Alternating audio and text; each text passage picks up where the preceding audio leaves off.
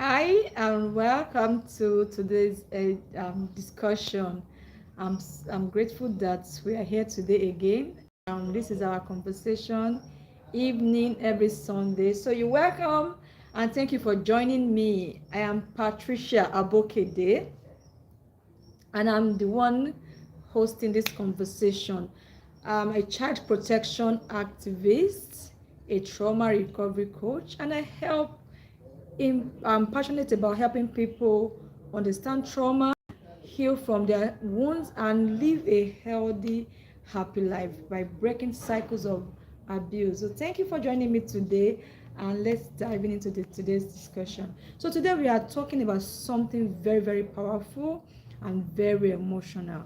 The topic of our today's discussion is the long-term effect of child sexual abuse in adulthood. Before I begin, I want to acknowledge that this may be very emotional. Yeah, it can be emotional conversation for some people because we have different people joining this channel. So you could be a survivor, you could be a survivor, you could be a parent, you could be a caregiver, or maybe a professional who just want to learn more or join the conversation, or someone who just wants to learn. Whatever level you are joining me in today's conversation, I want you to know that this is a safe space. All right, it's a safe space. We are not here to blame anybody, we are not here to shame anybody, we are not here to make you bad or feel, or to just prop up the negative memory that you've stored in your mind. But we are here to learn.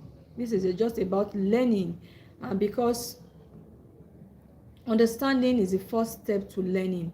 If you understand something, you understand something is not good, or you get to the level of awareness, you are working your way to healing. So if you are joining here, if you are joining this conversation for the first time, this is your first time of joining this channel, make sure you subscribe and turn on the notification bell so that you can always join our conversation every Sunday evening, and also to get any video we upload for your learning. All right, so I'm going to be talking on the long-term effects of child sexual abuse in adulthood. So why is this conversation very important? Why do we have to start this conversation? Because many times people think the effect of sexual abuse ends in childhood. When children are abused, we assume they will forget it, they will outgrow it. Unfortunately, it's not always so. Many times, adverse childhood experiences, live with the child even into adolescence.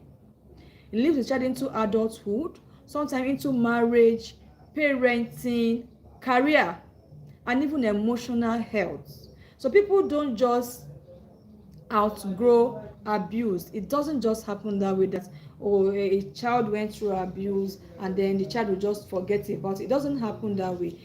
It lives with us because it's stored in the memory, and it can reflect in different ways in our lifestyle, the way we parent our children.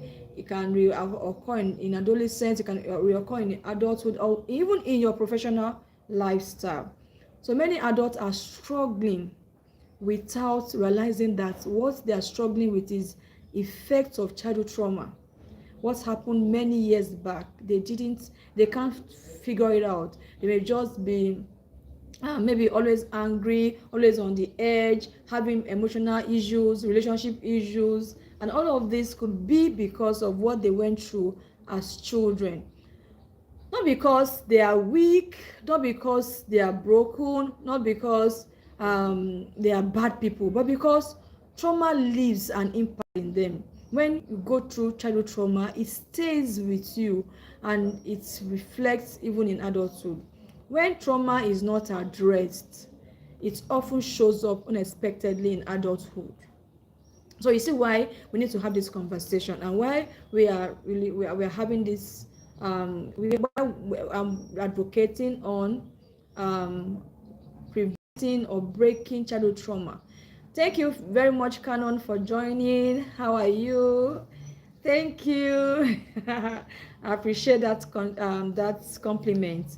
So for those that are joining us, I'm connecting with you from Nigeria, and I would like to know where you are connecting from. Kindly drop on the chat your location. I want to know how far this conversation is reaching, how many people we are reaching out to, because these are vital discussions we need to have for us to be able to have a healthy adulthood, to be able to enjoy our marriages and be a more resourceful person. We need to heal from childhood trauma.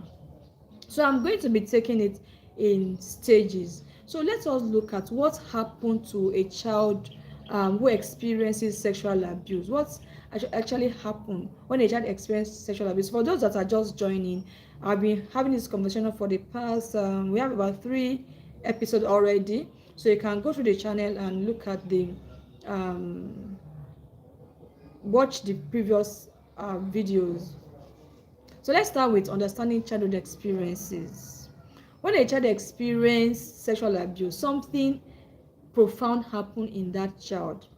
The child learns that their body is no longer safe. Remember the last conversation we had, we discussed that most people, the last video was on grooming, how predators groom the child they are preying on, and how they groom even the family together.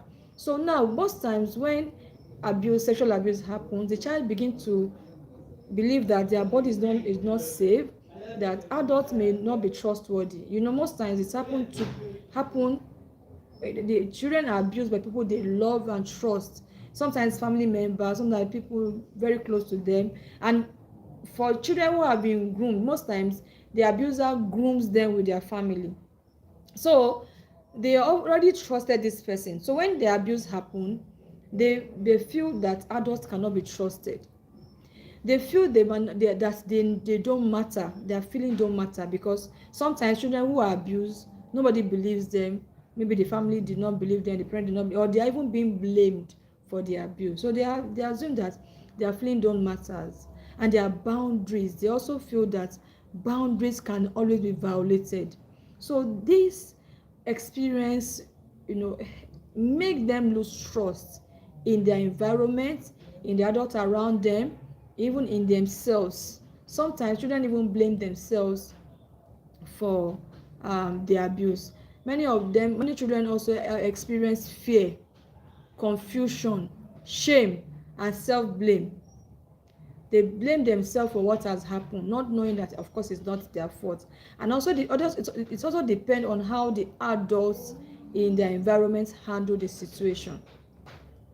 And because children are still developing emotionally and mentally, they often make meaning out of the experience. What happened? They make meaning. So instead of thinking someone hurt me or someone harmed me, many of those children conclude that something must have been wrong with them, that they are the one at fault, and that belief lives with them even to old age. So a researcher, Dr. Vincent Vettini, demonstrated that adverse experiences in childhood can leave long-term effects in mental health, physical health, relationship, and overall well-being later in life. So let's look at the long-term effects of child sexual abuse. Number 1, which is low self-esteem. So one of the most effects of sexual abuse in childhood is low self-esteem. Many survivors struggle with feeling of unworthiness, feeling damaged, feeling less than who they are, and constant self-doubt. Even when they achieve success, they live with this feeling that they are not worthy. They have this low self-esteem. Even when they are achieving success, people are admiring them, deep inside of them, they are not happy. They don't feel they are good enough. They have this constant self-doubt, and it's all there's this internal voice that's always telling them you're not enough. You're not enough. And because trauma has distorted their mindsets. You know, child sexual abuse still the childhood of any of the abused or the survivor. Now the second effect, the long-term effect number 2 is difficulty trusting people. Trust is often deeply affected. Remember I said that most people who abuse children sexually are people they already know, they trust, they love, people that they believe can protect them. So when a child is sexually abused, they lose trust in adults around them. And sometimes also the way parents handle sexual abuse issues, the child loses trust. Think about it. Let's say if someone violated your trust when you were vulnerable, what happens? Oftentimes you feel people are unsafe. If when you are most vulnerable, somebody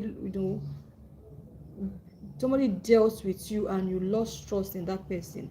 It also teaches you vulnerability is dangerous, that people are very vulnerable, and when people are vulnerable, they are dangerous. It also teaches you that trust can lead to pain. Sometimes when your trust has been breached, you trusted somebody so much that you shared very important things with them, very personal things with them, and they break that trust. You don't want to be vulnerable again.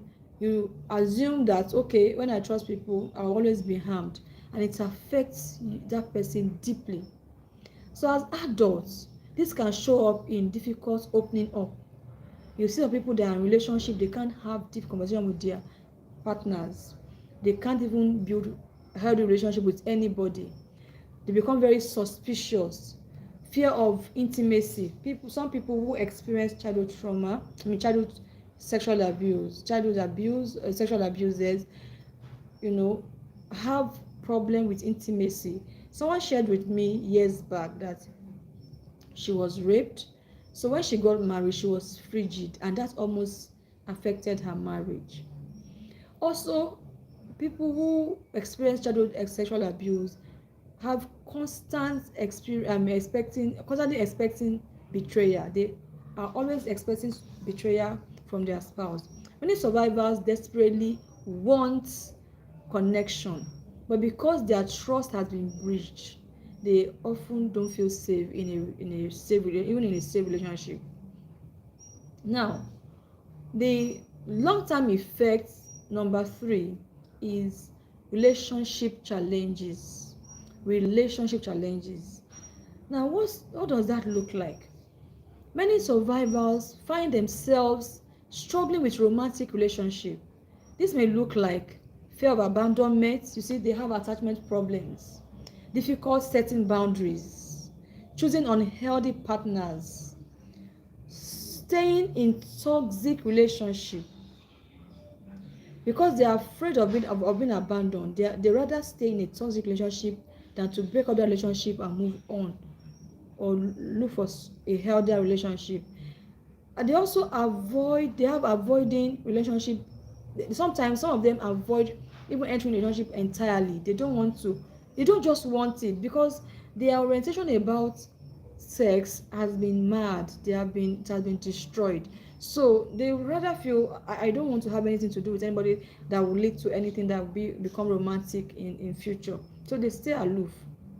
Sometimes survivors unconsciously repeat familiar pattern, not because they want pain, but because familiarity often feels safe than unknown. So instead of them to if they are not healed from their trauma, they may have repeated pattern of abuse, because their brain has stored that experience already. And like I said in my previous videos, that the brain, responds to what it knows faster than an unknown experience. So that is why sometimes people stay in toxic relationship longer than expected. Now, if you are listening and recognizing yourself, please, this is not your fault. It's not your fault that you were sexually abused as a child. Awareness is not condemnation. Awareness is information. In fact, many people grew up not knowing that what they experienced as children were abused. But the effects of that abuse has traumatized them, and they are already acting based on trauma, not knowing that what happened has affected their mind, has affected their behavior, has affected everything about them. Let me take some water.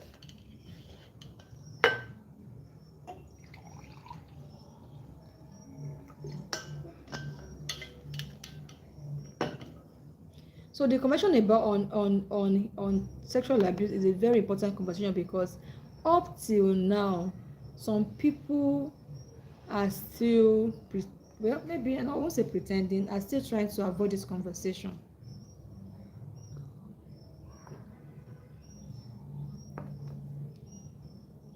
So let's look at long-term effects of child sexual abuse. Number 4, this is emotional regulation difficulty. So when people were sexually abused as a child, and of course, like I told you, it has distorted their mind, their childhood has been stolen, they have lost trust, and all of this, what happened? Sometimes they are unable to regulate their emotion.